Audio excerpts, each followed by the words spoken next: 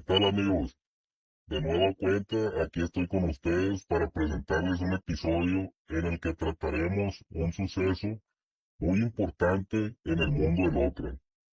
Es algo muy conocido por muchísimas personas, ya que ha salido en series de televisión, se han compuesto corridos y se han escrito libros donde narran muy bien este hecho.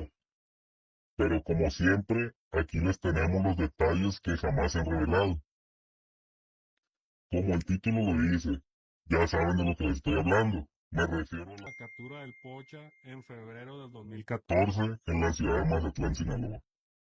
Aquí les voy a contar cómo fue en realidad, porque recuerden que al inicio de este podcast les dije que íbamos a desmentir corridos, historias, libros y demás. Bueno, pues hay un libro escrito por un ex agente de la DEA que se llama Cazando al Pocha. Su nombre es Andrew Hogan. Y escribió su libro muy bien estructurado y la mayor parte de la información es verdadera. Solamente tiene una pequeñísima gran falla, que no dijo la verdadera razón de por qué fue que pudieron agarrar al Pocha. Él en su libro dice que todo fue gracias a la inteligencia y miles de cosas más que quedan bien para un libro o una película de Hollywood, pero lamentablemente no dio la pieza clave para que se lograra su objetivo. Y aquí es donde entro yo, para relatarles la verdad, y de hecho, como vamos a desmentir este libro que les estoy diciendo, me voy a basar un poco en él para relatarles unas situaciones que se vivieron durante ese periodo de operativos del año 2014, ya que él lo relata de cómo se vivió del lado del gobierno, y yo les voy a relatar con la investigación que hice cómo se vivió pero del lado contrario, o sea, el Telca. Aquí está la imagen del libro por si quieren adquirirlo. También aquí voy a revelarles algo que muchos de ustedes me han preguntado por las redes sociales y también lo han puesto aquí en los comentarios, de cómo fue que se dio la renuncia del Bravo y quién fue el que lo renunció. Aquí se los voy a decir exactamente a cómo pasaron las cosas, ya que muchos han especulado que si fueron los menores o que si fue el licenciado.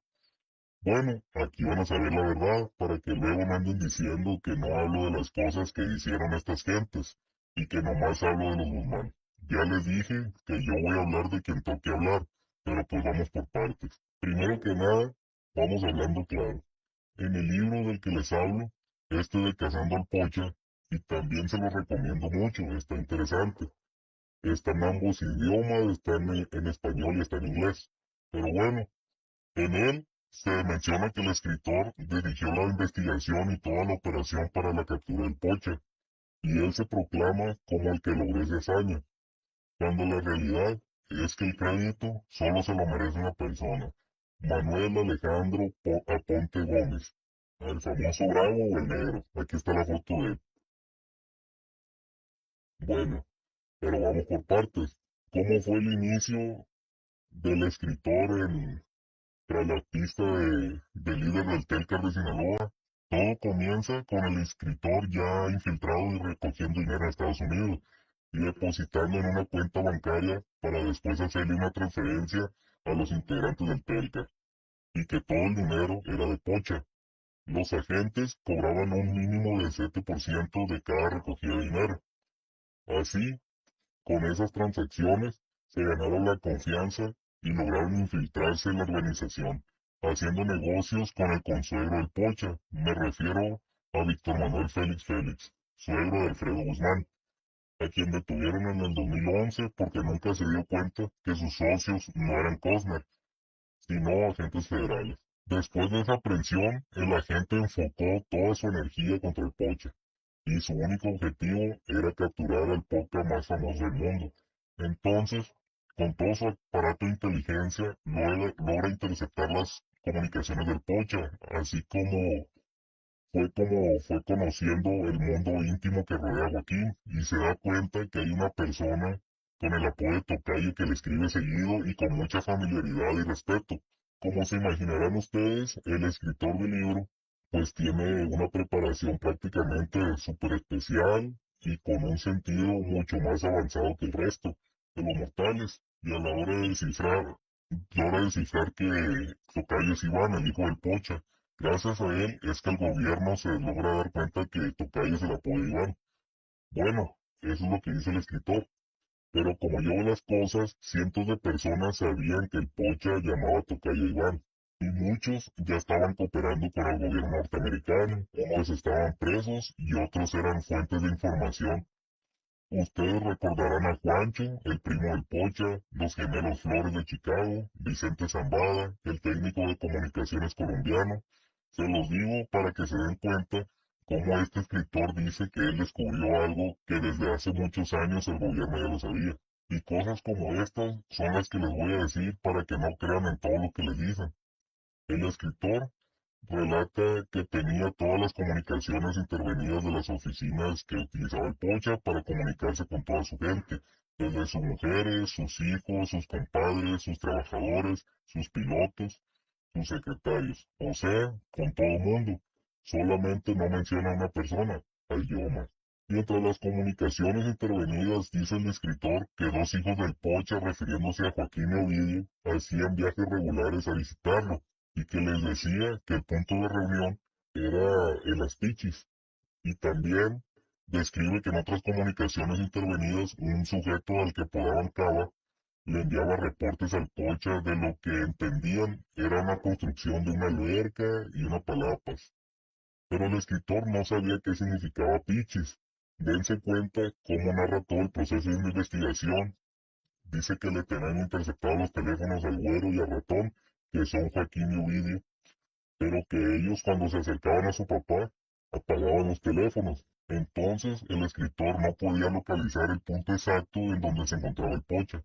Hasta que en una conversación el Pocha les dice vayan a la gasolinera de Celis y de ahí manda a mi chofer a que los recoja para que los traiga para acá.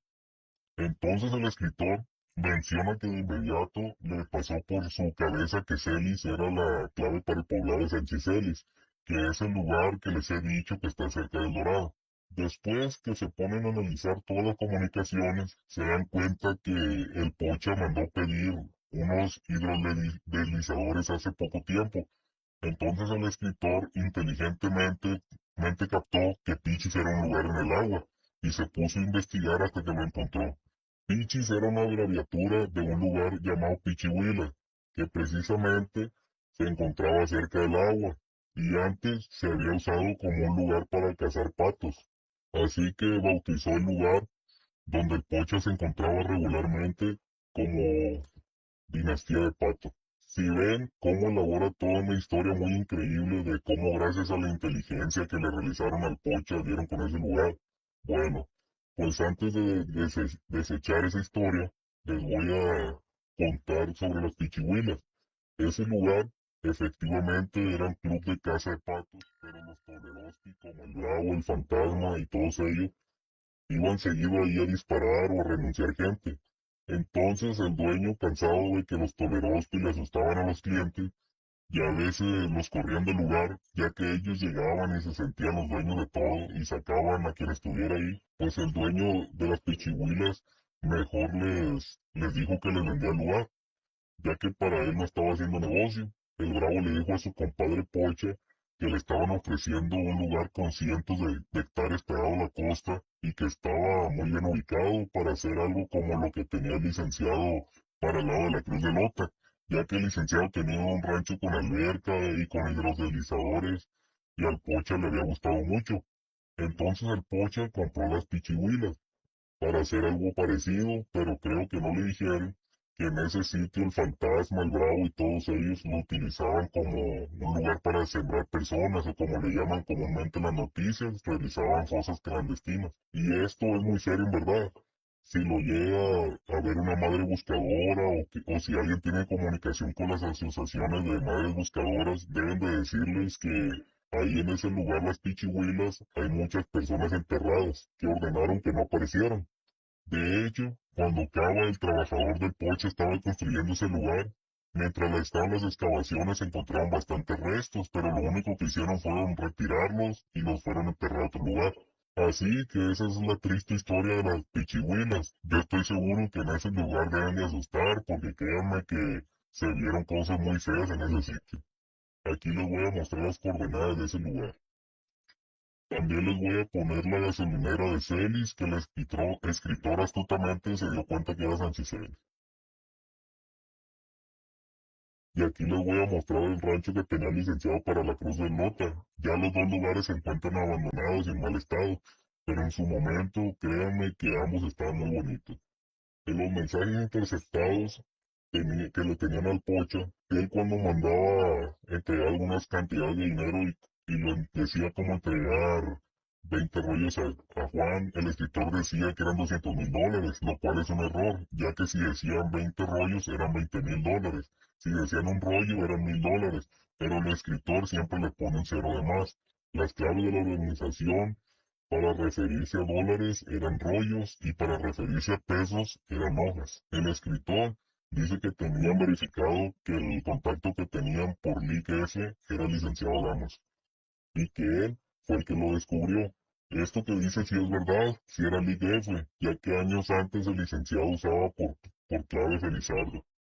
Bueno, el escritor también menciona que había una persona que era de las de más confianza del Pocha y tenía la clave Sergio. Lo describe él como un jugador fundamental en el cuadro en cuanto a la seguridad del Pocha, ya que Sergio era el que reportaba todos los movimientos detallados de operaciones del gobierno como cuerpos militares y policíacos, tanto en Sinaloa como en otros estados. Como por ejemplo un mensaje de Sergio para el Pocha: hoy están programados vuelos de reconocimiento, comienzan a las 9 horas hasta las 15 horas. Un helicóptero a la zona de Badiraguato, otro a Jesús María y otro a Los Mochis. Otro mensaje: la Policía Federal saldrá del aeropuerto esta mañana y hará un movimiento desde Culiacán hasta Los Mochis. Están buscando laboratorios. Otro mensaje: 3 soldados escoltarán por Culiacán una camioneta que lleva equipo de monitoreo de llamadas. Otro mensaje: 4 rápidas de primos estarán realizando patrullajes hoy en las colonias Guadalupe, Valle Alto, La Limita y en Culiacán. Bueno, primero que nada, primos era la clave con las que se le conocía a los soldados y el escritor menciona que el nivel de detalle que tenía Sergio en los reportes era demasiado preciso, como si solamente estuviera copiando y pegando directamente los mensajes desde los planes de operativos diarios del ejército mexicano y de las demás corporaciones. Bueno, aquí vamos a decir quién era Sergio. Pues Sergio, se los he mencionado en episodios anteriores. Sergio era una clave que utilizaba Javi, compadre del ML. Javi trabajaba directamente para el licenciado y para el ML, y obviamente para el Pocha, pero Javi era de la organización del licenciado. Javi es quien se los he mencionado anteriormente, que fue el que le dijo al ML quién había pasado la información al gobierno el día del escuadro. Aquí les muestro una foto de Javi. Pues el escritor menciona que se reunió con un almirante de la Secretaría de Marina, a quien menciona como Furia, y que le planteó todo el esquema del plan para capturar al Poche en Dinastía del Pato. Diseñaron el operativo, alistaron un grupo de elementos de las Fuerzas Especiales de la Marina para llegarle por tierra y por aire. Todo se basaba en el elemento sorpresa, y por esa razón los helicópteros saldrían de la ciudad de La Paz de la Baja California Sur, y varios elementos estarían listos por tierra en distintas bases por el estado de Sinaloa. Entonces se activa la Operación Garden. El 19 de enero de 2014, la Secretaría de Marina hizo los primeros movimientos, llevaron los 4 helicópteros a La Paz y enviaron a las tropas terrestres cerca de Culiacán. En esa misma noche, el escritor menciona que ese día interceptó un mensaje entre el licenciado y el Pocha diciéndole que Sergio, o sea Javi, acababa de reunirse con la persona del agua, que tenían un grupo especial en la Ciudad de México y que le iban a dar 10 rollos al mes. De nueva cuenta, el escritor menciona que eso significaba que les estaban pagando al contacto en la Secretaría de Marina $100,000 por mes. Y como ya se los dije, no eran 100,000, sino eran solamente $10,000. Y el licenciado le mandó otro mensaje al Pocha diciéndole que ahorita llegaron 3 rápidas del agua al castillo, son fuerzas especiales, quieren operar en Culiacán. Al rato nos avisará el comandante ya que platique con ellos a ver qué logra saber. y también están reportando 4 trillas grandes en la calma. Hay que estar pendientes, pues no vayan a querer cruzar el charco. Aquí el licenciado le avisaba que habían llegado 3 camionetas de fuerzas especiales de la Marina a la base del castillo, ahí en Navolato, Sinaloa, y que el comandante que tenía al mando esa base, como estaba la nómina pagada por el licenciado, los iba a interrogar y después de eso le pasaría la información a Javi. También en el grupo, en el otro mensaje, se menciona que estaban reportando 4 trillas grandes en la calma. Quiere decir que estaban avisando que llegaron 4 helicópteros grandes en La Paz, Baja California Sur, y que estarían pendientes a ver si no cruzaban el mar de Cortés hacia Sinaloa. El escritor menciona que tuvo una reunión en la base de la Secretaría de Marina de la Ciudad de México. En esa sala de conferencias estaba el almirante Furia, y que en la sala estaban muchos más oficiales y bastantes jefes de la Armada, y estaban ahí para hablar de un operativo de alto secreto para cazar al hombre más buscado del mundo. Pero había demasiada gente en la sala y les dijo a todos los hombres ahí reunidos que el objetivo, o sea, el Pocha, estaba recibiendo actualizaciones en tiempo real y que la información de la operación estaba filtrándose y que al parecer el responsable era alguien de un grupo de élite de la Secretaría de Marina de la Ciudad de México, que él era el que estaba pasando la información. El almirante Furia solo admitió que sí, que había filtraciones de la Secretaría de Marina y que no le sorprendía que el Pocha supiera todo lo que estaba sucediendo, pero que trataría de maximizar la confidencialidad de la información y le preguntó a los agentes si tenían más información al respecto a las ubicaciones del objetivo y los agentes le proporcionaron algunos datos y el almirante estalló, gritándoles que le estaban reteniendo cosas y les ordenó establecer confianza inmediatamente. Los agentes le expresaron disculpándose que era toda la inteligencia que habían reunido y que sabían que también tenían agentes corruptos trabajando en sus agencias en Estados Unidos, por lo que le pidieron al almirante que por favor los ayudara con una cosa y esa cosa era la CIA, y le dijeron que la CIA tenía comprados a miembros de la Secretaría de Marina y que por lo tanto, si se podía, era mejor dejar afuera de eso a la CIA. Y el almirante le dijo que afirmativo, que nada para la CIA y le dio la orden directa a su grupo. Aquí hay algo que en el libro no se menciona, pero en esa reunión de la que habló el escritor, en la base de la Secretaría de Marina en México, había un oficial con el rango de vicealmirante que era quien Javi tenía en la nómina, y era la persona que recibía toda la información que los agentes proporcionaban a los marinos y también tenía el acceso a la información de la UIN, que es la Unidad de Inteligencia Naval de la Marina. Y efectivamente se le pagaban $10,000 al mes. El código de esta persona era Ricardo. Él avisaba a Javi la información que compartían los mandos de la Marina y los planes, pero como siempre en este juego, nunca puedes mostrar todas tus cartas, y el gobierno, por más dinero que le pagues, siempre va a actuar de la misma forma. Nunca te van a dar la información completa al 100%, siempre se van a reservar algo. Y eso no significa que te estén jugando checo, simple y sencillamente es gobierno, y nunca van a dejar de serlo por más corruptos que sean.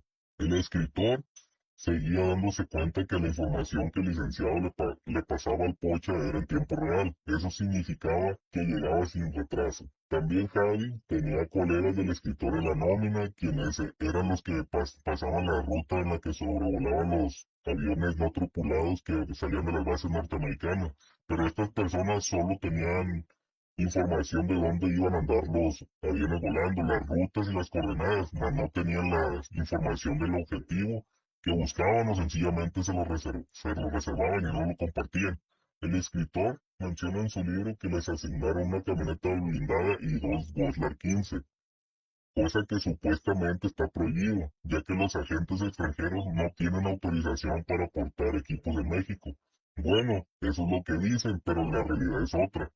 De hecho, en el juicio que se llevó a cabo en Nueva York, un agente subió al estrado con un testigo, y en la interrogación le preguntaron que si él iba equipado, y él dijo que no, y mostraron una foto de él portando un Goslar. De hecho, el nombre de ese agente es Víctor Vázquez y le dio una entrevista al periodista Jesús Esquivel donde él le dijo que quería hacer un libro relatando cómo él había protagonizado la captura del Pocha, pero por lo visto se le adelantó su compañero Andrew Howell y le robó absolutamente todo el protagonismo en esta historia. Los elementos de la Marina, junto con el escritor y sus compañeros, se tuvieron que mover de la Paz Baja California Sur hasta el estado de Sinaloa. Aquí quiero hacer una pausa para exponer un punto muy importante, porque mucha gente opinaba y decía que por qué el Pocha no estaba escondido en la sierra, si era el mejor lugar para ocultarse y porque está en Culiacán. De hecho, Cóndor, el secretario del Pocha, que detuvieron junto con él en Mazatlán, en su declaración ministerial relata que ya tenían 3 años viviendo en Culiacán. Aquí les va el porqué. Cualquier persona que viviera en Culiacán podría toparse al Pocha en la calle.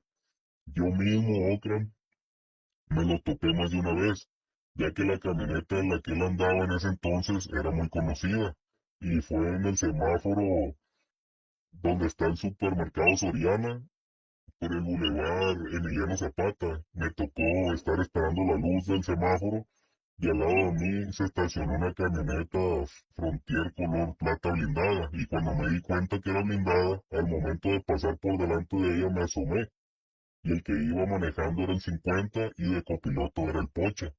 Yo le puse atención porque se me hizo curioso ver una camioneta blindada, y me voy encontrando con esos dos personajes, que venían al frente y los escoltas llevaban una Cherokee color arena. Ese era todo el aparato de seguridad que llevaban. Pero bueno, me perdí el punto. Estaba diciendo, el Pocho estaba viviendo en Culiacán. Digo viviendo, pero en realidad también pasaba unos días en la sierra y en las rancherías, pero más que nada él se movía en Culiacán. Y la razón es porque tenía miedo de vivir en la sierra. Esto es real, no lo estoy inventando, ni se me acaba de ocurrir. Lo que pasa es que en el año 2010, si no mal recuerdo, en la sierra entre Badiraguato y Durango se desplomó un helicóptero militar que llevaba fuerzas especiales y se desplomó muy cerca de donde estaba viviendo el Pocha. Y el Pocha desde ese momento le dio miedo estar en la sierra porque él creía que ese helicóptero lo iba a bombardear al estilo como lo hacen en Colombia. En esa ocasión se trató de un accidente ocasionado por las malas condiciones climatológicas que había en el lugar. Fue en un vuelo nocturno en el que los pilotos habían recibido la orden de aterrizar. El helicóptero accidentado era un Bell 412, matrícula 1208, que debía volar de Badiraguato, Sinaloa, hacia la localidad de 5 de Mayo en el municipio de Durango. Medios nacionales reportaron la caída de la aeronave cerca del poblado de San Miguel del Alto, en el municipio de Santiago Papiáscaro, ahí en Durango, causando la renuncia de 11 militares, de los cuales 6 eran integrantes del Cuerpo Elite de Fuerzas Especiales. Por eso es que el Pocha tomó la decisión de mejor vivir en Culiacán y ordenó que se excavaran túneles en algunas casas para conectarlos con el drenaje de la ciudad de Culiacán.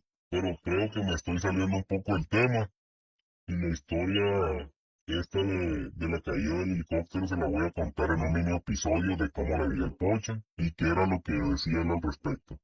Pero bueno, ahora ya saben por qué el Pocha estuvo viviendo en Culiacán y no en la sierra, y que era lo más lógico, y que supuestamente era donde había estado escondido desde el año 2001, desde que se había fugado.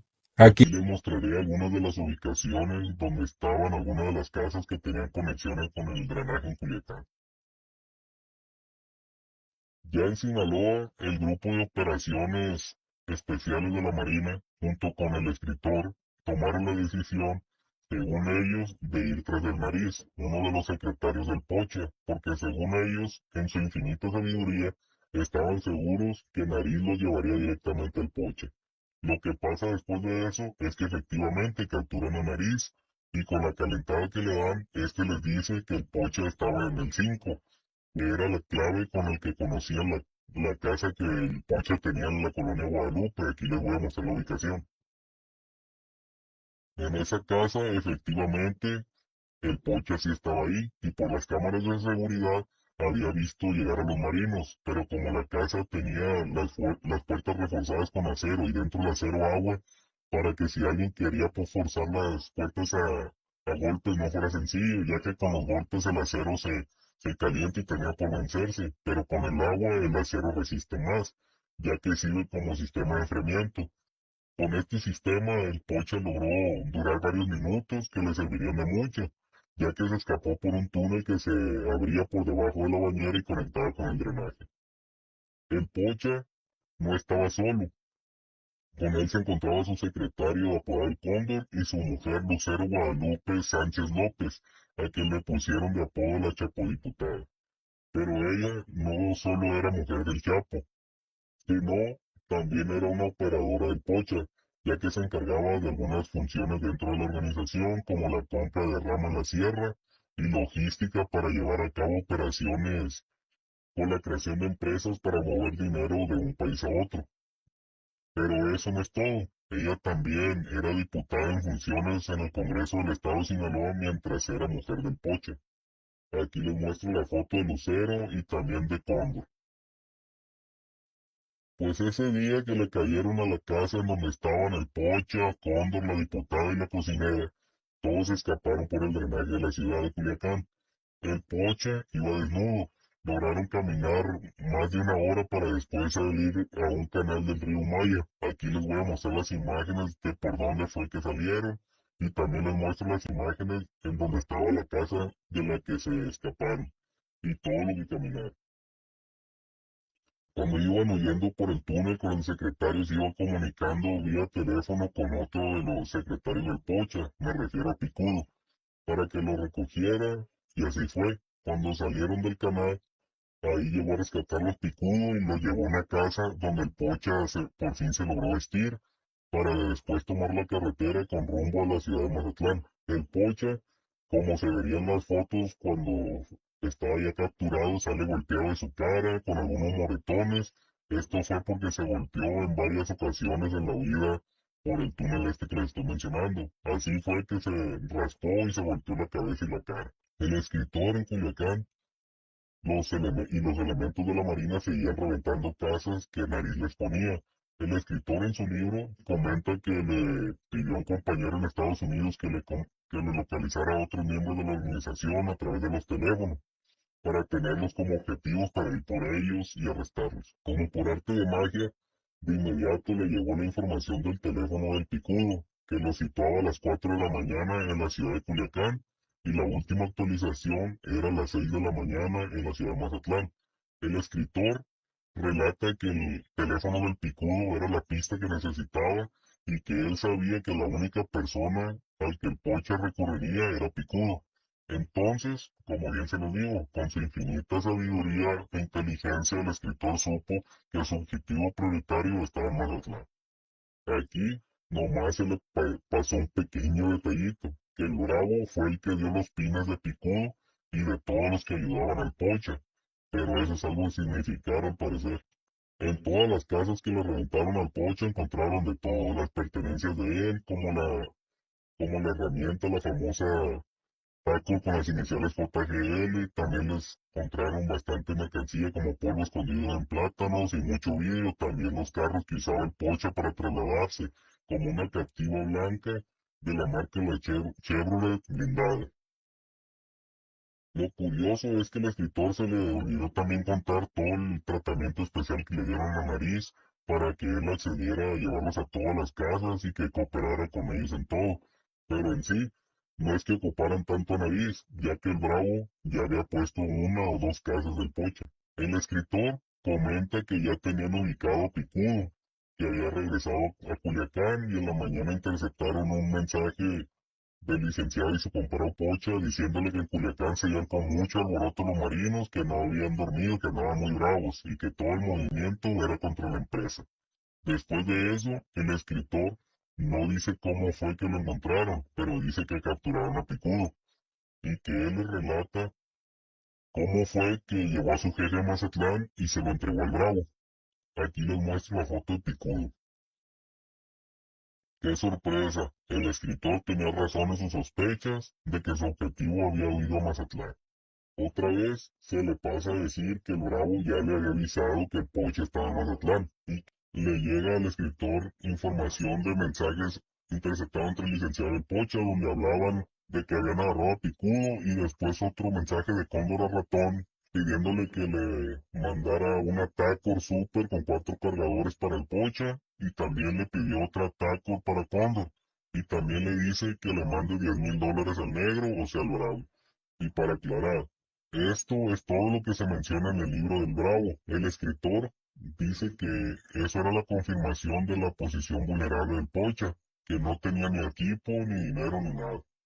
Pero pues por lo visto tampoco tenía la lealtad del Bravo. Después dice que desde las oficinas en Estados Unidos le enviaron la ubicación y el lugar donde estaba Iván Archibaldo, y que de inmediato se trasladó el grupo de la Marina a ese sitio, pero al llegar solo encontraron a 2 trabajadores de Iván con herramientas y aparatos de comunicación.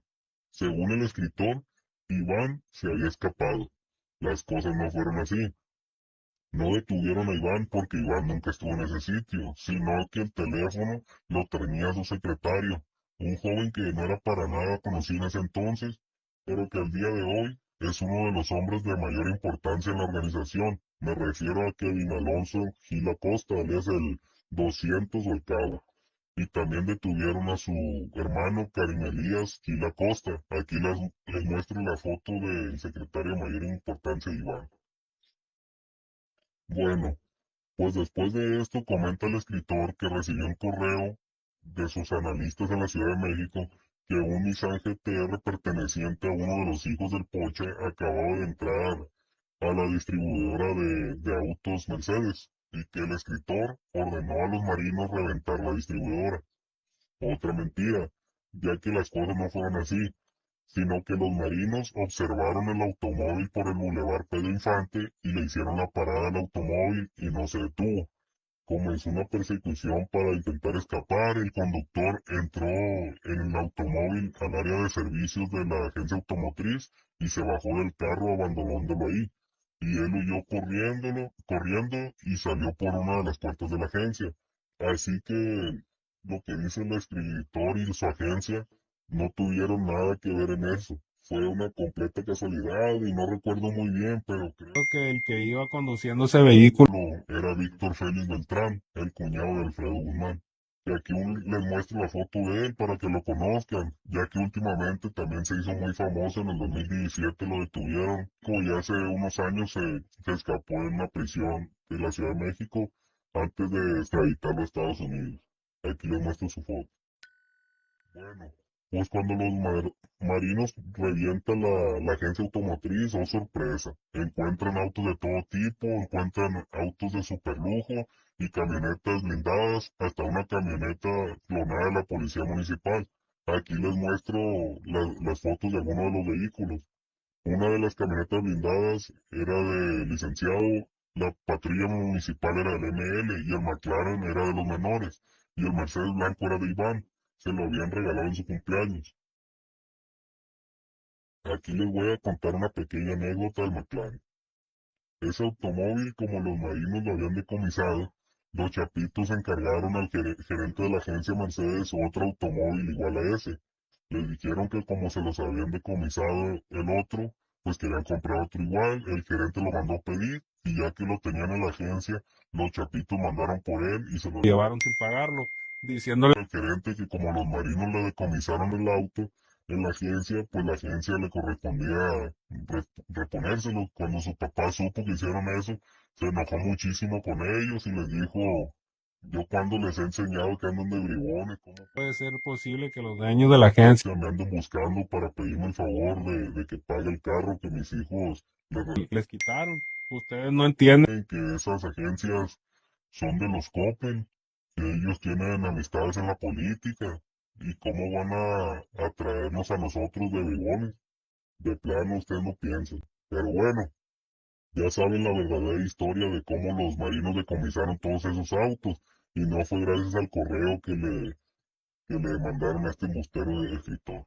Y en los mensajes interceptados, el escritor muestra donde el licenciado le dice al Pocha, por otra parte, ahí nos sacaron unos carros duros de la agencia, esos del agua, y andan muy duros aún. Y el Pocha le contesta que si los carros eran del licenciado o eran de los menores. Yelik le dice, unos blindados eran míos, pero también sacaron otros de lujo que yo creo que sí eran de los menores. Bueno, pues como ya saben, en Mazatlán, el Bravo recogió al Pocha y lo instaló en un edificio de condominio frente a la playa de Mazatlán. Lo metieron vestido como un adulto mayor en una silla de ruedas. El escritor relata que estando en Culiacán deciden realizar la operación en Mazatlán, donde según él todavía no tenía la ubicación del Pocha, por tercera o cuarta ocasión en el libro comenta que otra vez van equipados con Goslar y tacos cuando por ley supuestamente no pueden portar nada. Dice que después de tiempo sus colegas de Estados Unidos por fin lo logran y logran tener la ubicación del teléfono de Cóndor. Está activo y, y cuando ven el prefijo de la alada que los números son 669, inmediatamente el escritor comprende que ese prefijo es la alada de Mazatlán. Cuando pulsa en su computadora para ver la ubicación del teléfono, al instante le aparece una marca que el dispositivo está activo en una torre de condominios llamado Miramar.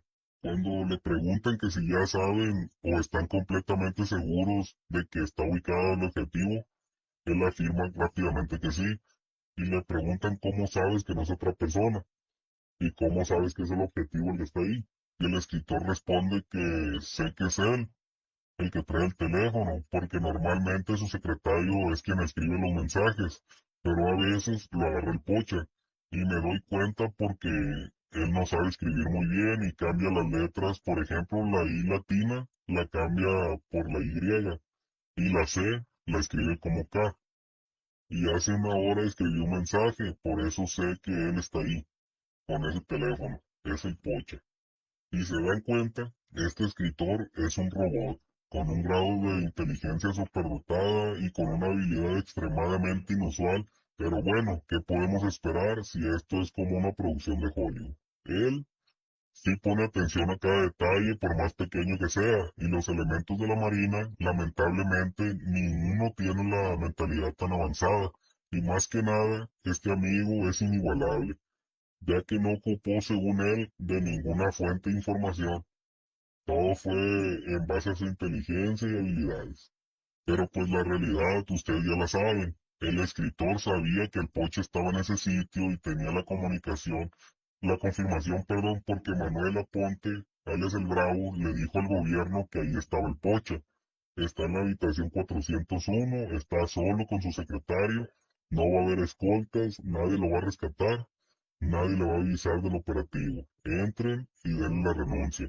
Nomás le faltó decir, ya está empacado para regalo. Pero el escritor inventa una buena historia.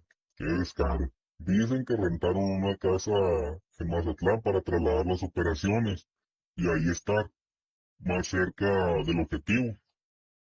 Todos estaban solamente esperando la luz verde para ir por él. Cuando en la madrugada le dan la señal y se lanzan al edificio Miramar, dicen que llegando al edificio los marinos entraban condominio por condominio y dice el escritor que él no entró al edificio, que se quedó en el estacionamiento hasta que escuchó por radio que ya lo tenían. Inmediatamente lleva la camioneta blindada para que lo suban ahí. Y es cuando cruzan la mirada con el Pocha y le dice que hubo Pocha. Y es cuando le toma unas cuantas fotos y se lo lleva. O sea, aparte él es el que tiene que identificarlo. Era el único que podía hacerlo. Más mentiras. Así termina la cacería que duró un poco más de 13 años. El Pocha encarcelado y el escritor dice que después de la captura hubo renuncias. Dice que uno de los periódicos leyó que habían encontrado a Manuel Alejandro Aponte, el Bravo, renunciado cerca de la Cruz de Lota, y dice que nadie lo sabe con seguridad, pero enseguida se difundieron rumores en la calle que decían que el Bravo había sido renunciado por el error imperdonable de no poder proteger bien a su jefe mientras estaba en Mazatlán. Descaro en extremo. Yo no entiendo cómo el escritor no sabía lo que le había sucedido exactamente al Bravo, si su aparato de inteligencia sabía todo lo que pasaba en todo momento y tenía ubicados a todos y sabía que se planeaba.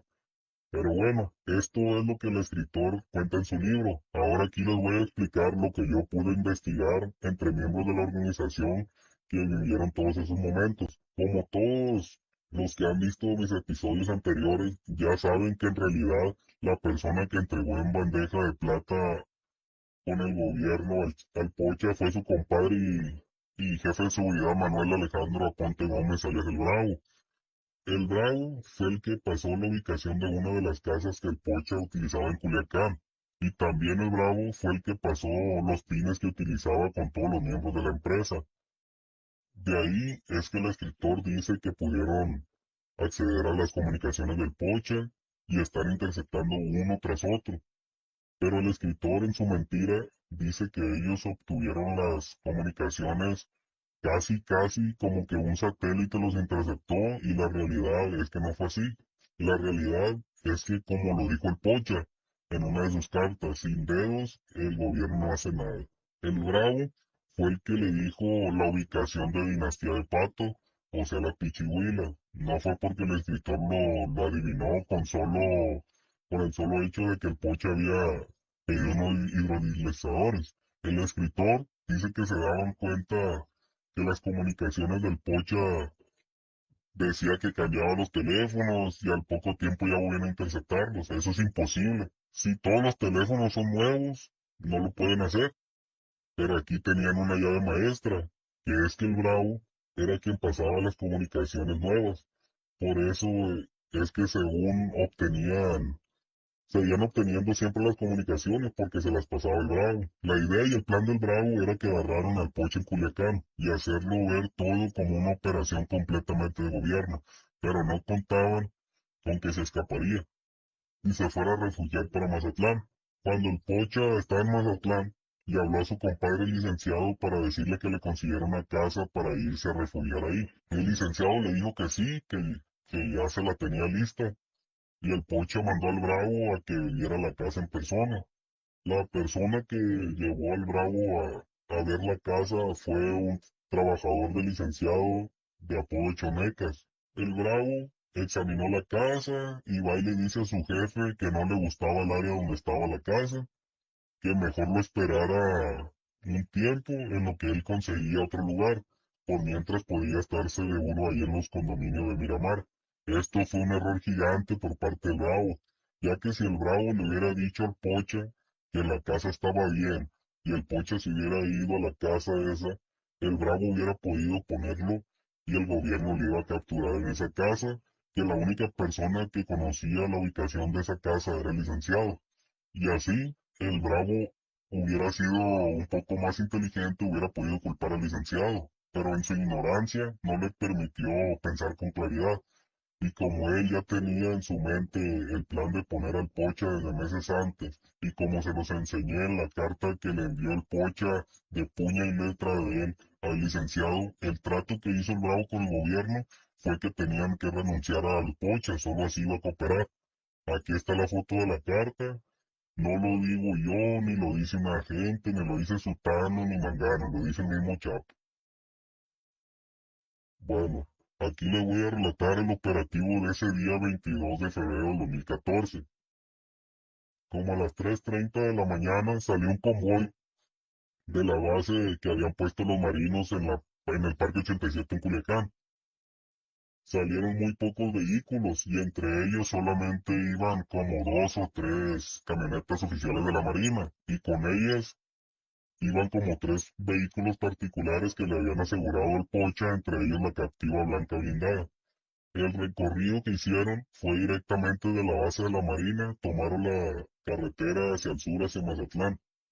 En esa carretera hay punteros, y toda la organización sabía cada cuánto iban pasando el convoy. De marinos pasaron el 10, después pasaron la 20, después pasaron la caseta de Costa Rica, después pasaron la fruta, después pasaron Pueblos Unidos, así lo fueron reportando. Y, y no iban a una alta velocidad, iban a una velocidad moderada. Dos helicópteros se levantaron del Parque 87 en Culiacán, o sea, la base que tenían los marinos. Y los dos se fueron uno por la misma carretera rumbo al sur y el otro por la costa, igual rumbo al sur. Los dos iban parejos. De igual forma, los puntos iban reportando los helicópteros cada punto que pasaba. Varias personas tuvieron todo el tiempo del mundo para moverse porque lo reportaron todo desde que salieron desde Culiacán. y el convoy de camionetas Camionetas por tierra y los dos helicópteros. Cuando este convoy llegó a exactamente a la altura de Cerritos, que es una entrada para Mazatlán, un helicóptero se interna hacia el mar y el otro helicóptero se va rumbo a los cerros. O sea, agarraron direcciones diferentes y el convoy nunca da vuelta, entra al puerto de Mazatlán y siempre sigue la misma ruta. Nunca dan una sola vuelta ahí en Mazatlán. Ahí en Mazatlán el Bravo tenía puntos y también René, un Toleroski de licenciado, también él tenía sus puntos y reportaron todo el convoy como iban pasando por los puntos de Mazatlán. Agarraron el malecón y avisaron cuando llegaron al Hotel Miramar. En cuanto el convoy terrestre llegó al edificio Miramar, al mismo tiempo que llegó el helicóptero proveniente del agua y a los pocos instantes llegó el helicóptero proveniente de los cerros.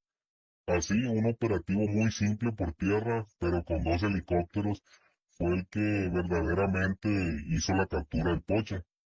Aquí les voy a mostrar una imagen de dónde Cerritos y cómo fue la ruta que tomaron los helicópteros.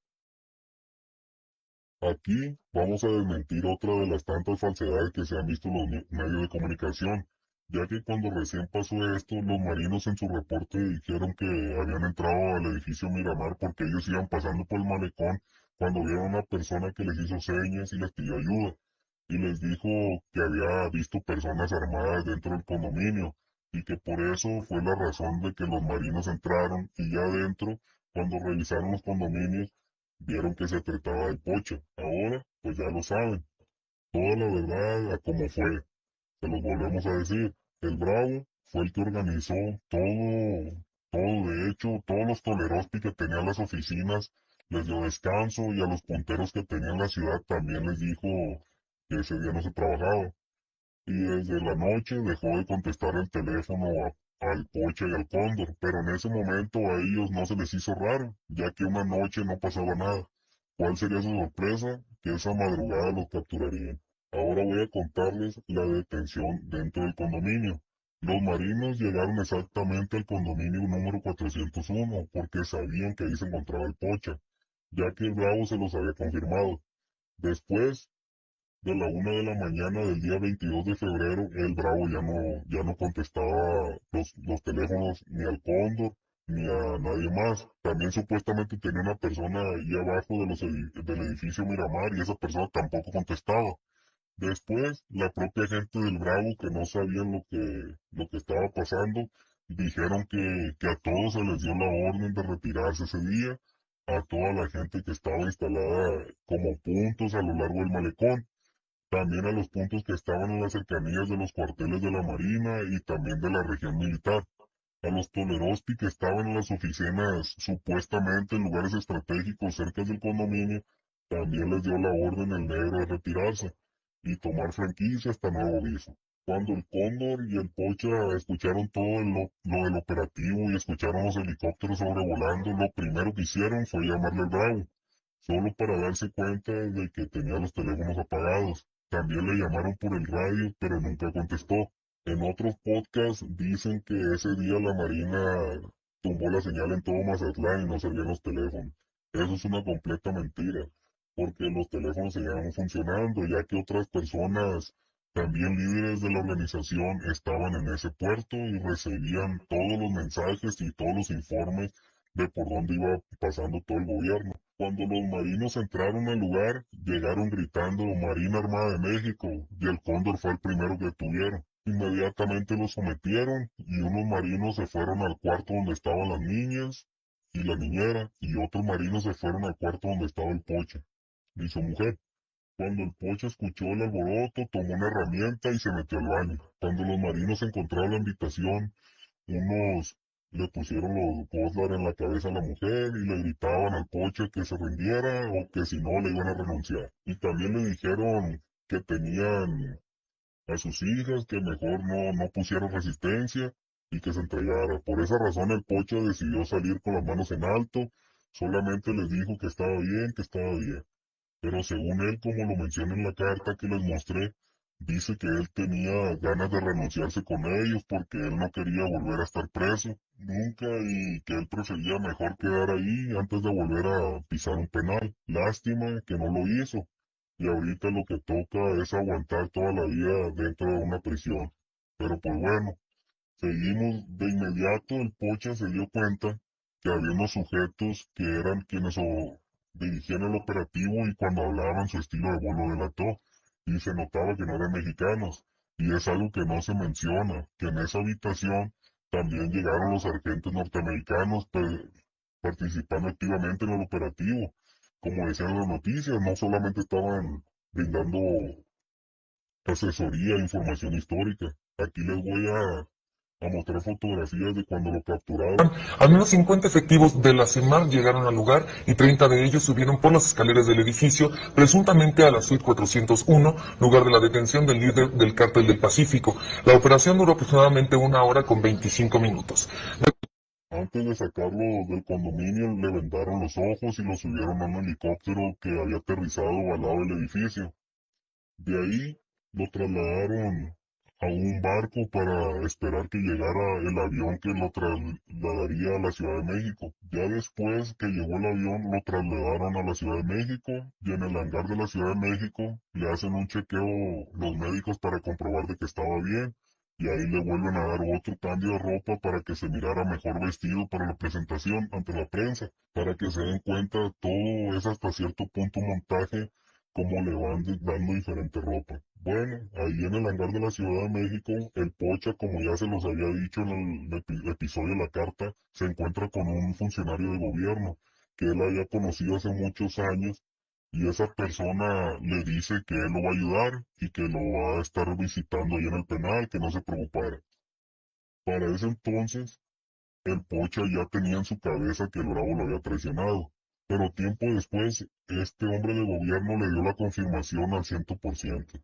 Pero no me quiero adelantar en esto. En el hangar del aeropuerto, al Pocha el funcionario corrupto le prestó su teléfono para que se pudiera comunicar el Pocha con su mujer y le hizo una llamada que duró aproximadamente 5 minutos. Aquí les presento imágenes de lo que le digo, que ahora al Pocha lo llevan vestido de otra forma, un poco más formal, y también cuando ya lo llevan a trasladar al altiplano.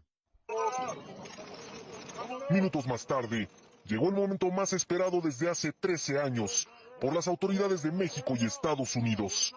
Una imagen histórica, la primera horas después de su recaptura. Joaquín, el Chapo Guzmán Loera, irrumpió a paso acelerado en escena, mientras dos elementos de la Marina lo sujetaban con fuerza. Imagínense la suerte del Pocha, que en el hangar se encontró a dos amigos que tenían muy buenos puestos en gobierno, en el área de seguridad en ese momento. Uno de ellos ahorita está escondido en Israel, y al otro para ubicarlo le pondremos el apodo de Dragón.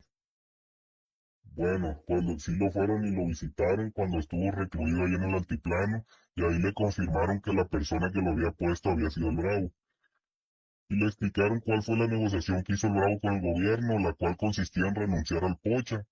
Nada de detenciones, una simple renuncia, tratándose de defender al modo del Botas Blancas, pero también le siguieron pasando más información. Imagínense, el gobierno debe de saber todo eso, porque para entrar a una prisión de este tipo con tanta seguridad, necesitas tener un rango muy alto en el gobierno. Y en otro episodio, cuando les explique la corrupción en el altiplano, ahí les voy a decir cómo era que este funcionario entraba al altiplano y cómo apagaban las cámaras y se hacía toda una operación de silencio total. Vamos a ver si algún día vemos a este funcionario correr con la misma suerte de Genaro García Luna, pero para eso tienen que traerlo de donde está. Bueno, pues el Pocha ya tenía la confirmación de que había sido, de quién había sido el traidor. Es un clásico ejemplo de que siempre el más cercano traiciona al jefe. El Bravo se le aplicó al Chapo, como la Barbie se le aplicó a Arturo. Pero de perdida, la Barbie se tomó el tiempo de contestarle el teléfono a Arturo y decirle que se entregara mejor.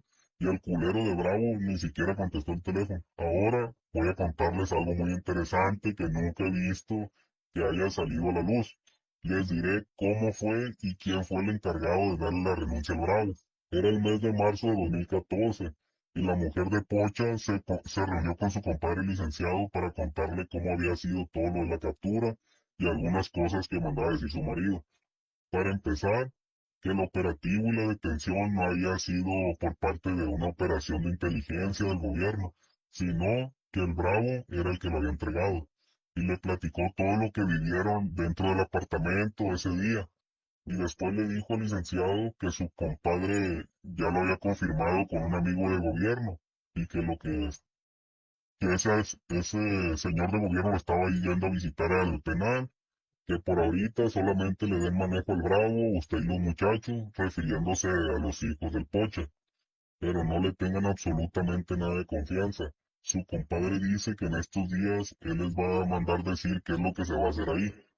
También otra cosa, compadre, por favor, que cuanto pueda vaya con el Mayo y que se lo salude mucho a su compadre y que le explique quién fue el que lo traicionó y cómo fueron las cosas. El licenciado le llamó al Mayo para decirle que lo recibiera por favor para comentarle unas cosas. En ese mismo día se vieron y el licenciado le empezó a decir que le mandaba muchos saludos a su compadre, también que ya estaba 100% confirmado que para que supiera que el Bravo fue el que lo puso con el gobierno. Como lo digo, estaba 100% comprobado y que no había nada de investigaciones ni operaciones de inteligencia, solamente había sido una traición.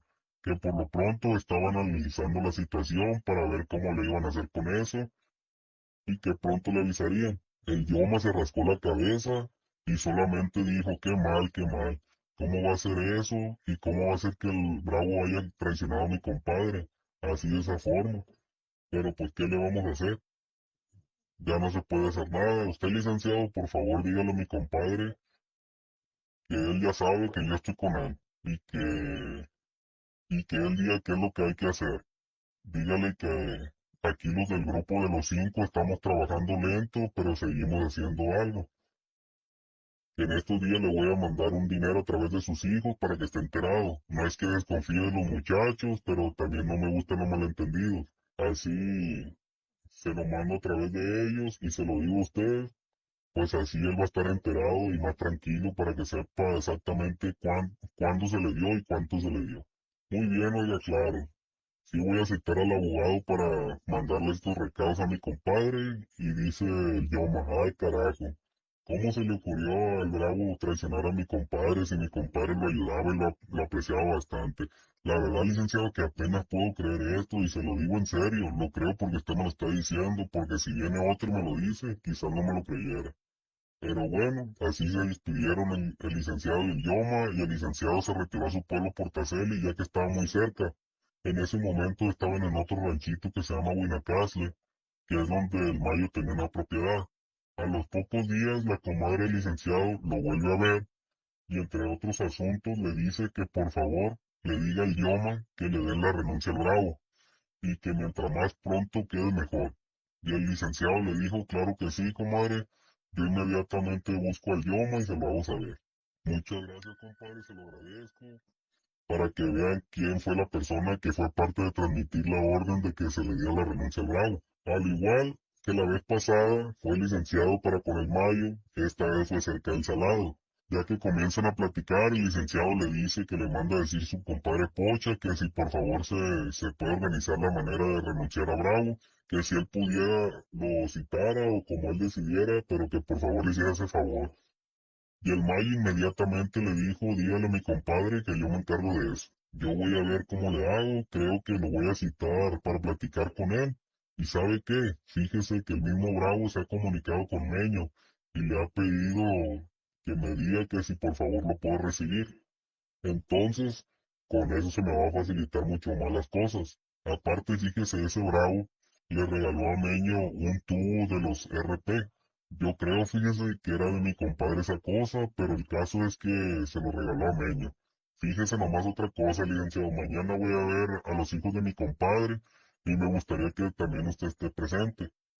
Oiga, échese la vuelta por allá, lo voy a ver aquí en el rancho Pasado el Álamo. Ahí lo espero mañana. Y el licenciado le dijo, claro que sí, con mucho gusto, mañana nos vemos. Para que todos ustedes sepan, en todo ese tiempo de la captura del Pocha, el Bravo evitó darle la cara tanto al licenciado como a los hijos del Pocha. Y también nunca aceptó ver a su compadre ML. Esa fue la razón por la que el Pocha tuvo que pedirle el favor al Yoma, porque el Bravo no había aceptado ver a nadie de su propia empresa y siempre ponía un pretexto. Los menores lo habían buscado para saludarlo y les decía que no, que estaba muy caliente y que andaba afuera. Por todo lo que había pasado, el licenciado hacía lo mismo y el Bravo le daba la misma respuesta, al igual que a su hijo. Pero lo que resulta curioso era que a Meño sí le contestaba el teléfono a todas horas. A lo mejor muchos de ustedes se preguntarán quién es Meño. Pues Meño es uno de los hombres más cercanos al Yoma. También tiene por apodo el 4 y es el famoso protagonista del famoso corrido 4x1.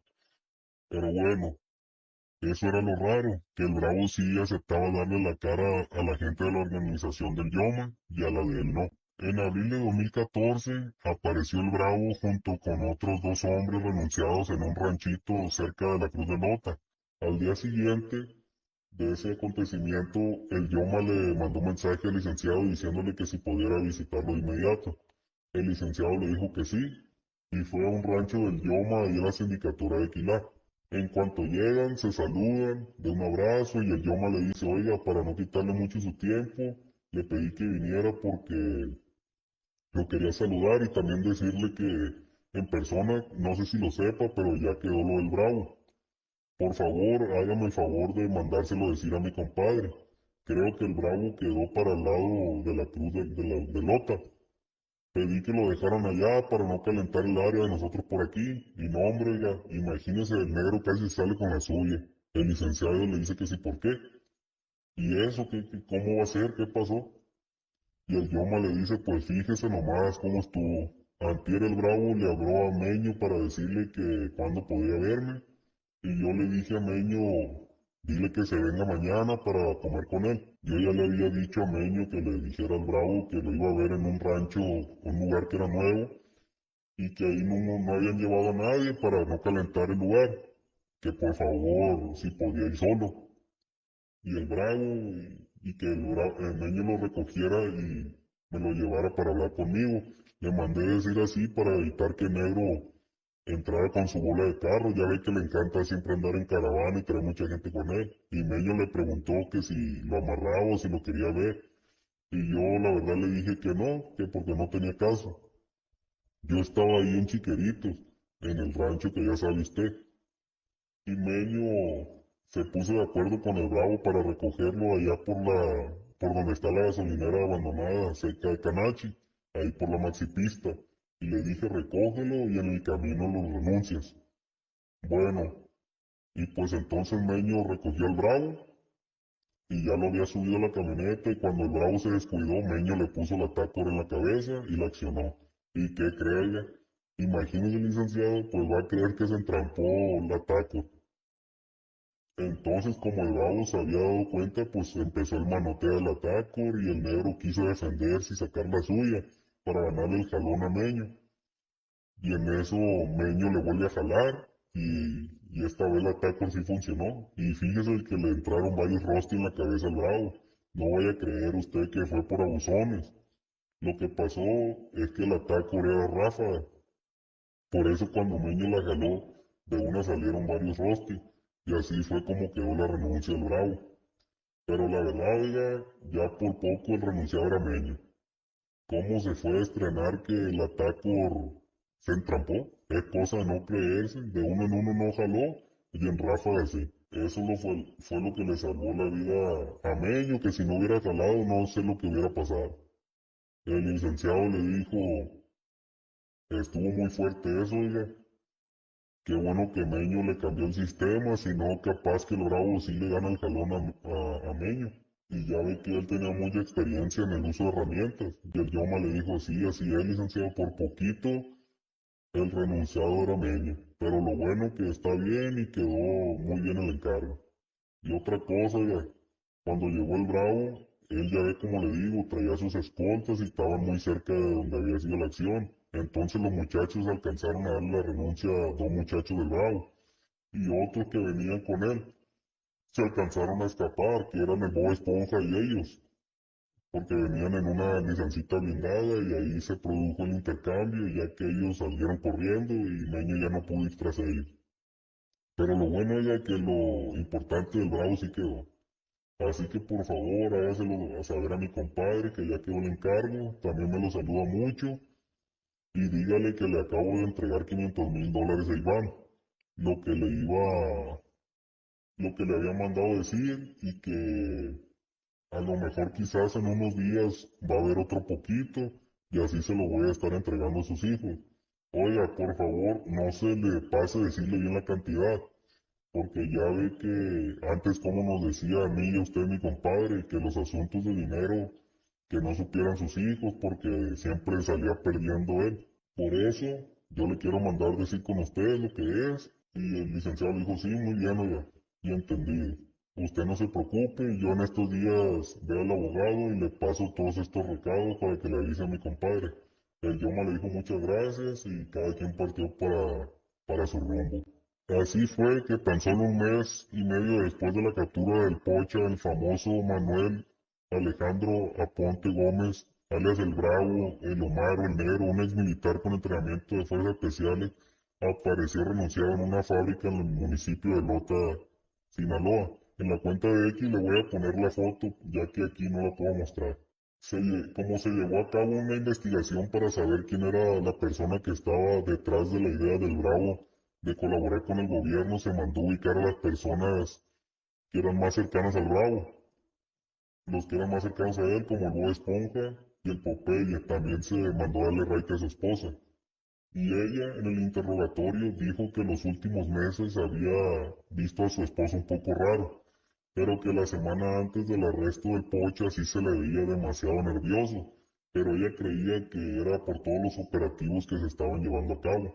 Dijo que de hecho a los 2 días de la detención del Pocha, su marido le pidió a un compadre que le comprara boletos de avión porque se quería ir al sur. El compadre le había dicho que estaba loco, que lo iban a agarrar si se subía a un avión. Y el Bravo le dijo que era verdad, que tenía razón, pero que le comprara boletos de autobús para moverse por tierra. Y le dijo el compadre, ¿qué te está pasando? Tienes que pensar las cosas. Tienes que pensar qué hacer, es muy peligroso andar por las carreteras. Y el Bravo le dijo, no, sí es cierto, tienes razón, me voy para la sierra. Todo eso dijo la esposa que notaba el Bravo distraído y conmovido. No podía sentarse por un solo minuto, que caminaba todo el día por la casa rascándose la cabeza. Y dijo que ella nunca supo del plan que tenía su marido para entregar a su jefe. Después de eso, la señora fue liberada. Bueno, pues con esto creo que ya estarán satisfechos varios de ustedes, amigos, ya que muchísima gente me preguntaba quién le había dado la renuncia al Bravo y cómo había sido todo eso. Pues ahora ya lo saben, el Yoma lo citó para comer y Meño se encargó de renunciarlo. Así de fácil estuvo. Esta es la verdadera historia de cómo sucedió la captura del Pocha en el edificio Miramar el 22 de febrero del 2014. Como les digo, el único responsable de esto fue el Bravo, pero ya ven cómo la noticia, los medios de comunicación crean una imagen completamente distinta de la realidad, siempre parándose el cuello y presumiendo, contando las historias de su modo. Pero en sí, bueno, quizás la palabra nunca no es la correcta, pero sí un alto porcentaje de ocasiones, muy alto, el gobierno nunca dice la verdad en ninguna de las detenciones y nunca le da el crédito a quien de verdad le corresponde. Después, ya saben, el Pocha se escapa por un túnel, pero pues eso se lo voy a contar en otro episodio para explicarle cómo fue esa fuga y cerrarle la boca a los que dicen que el túnel solo fue un invento y que no tenía salida, y que el Pocha salió por la puerta del penal. Amigos, pues así concluye el episodio de hoy. Estuvo un poco largo y créanme que lo tuve que resumir mucho. Por eso los diálogos están medio cortados. Pero espero que les haya gustado y así como se los conté, así fueron las cosas tal cual. Y quiero decirles que estoy en pláticas con una persona para quizás, si todo sale bien, entre los dos lanzar un proyecto que traemos entre manos para que todos conozcan estas historias, pero todavía con un poco más de información y más a detalle. Pero no les voy a contar mucho para no echar a perder la sorpresa, porque apenas estamos en las pláticas a ver si es viable. pero es algo muy interesante. Un saludo para todos mis amigos y los esperamos en el siguiente episodio. No se olviden seguirnos en nuestras redes sociales y no se pierdan los próximos episodios. La narrativa única y real del mundo de Lovecraft solo lo encontrarán aquí. Hasta la próxima.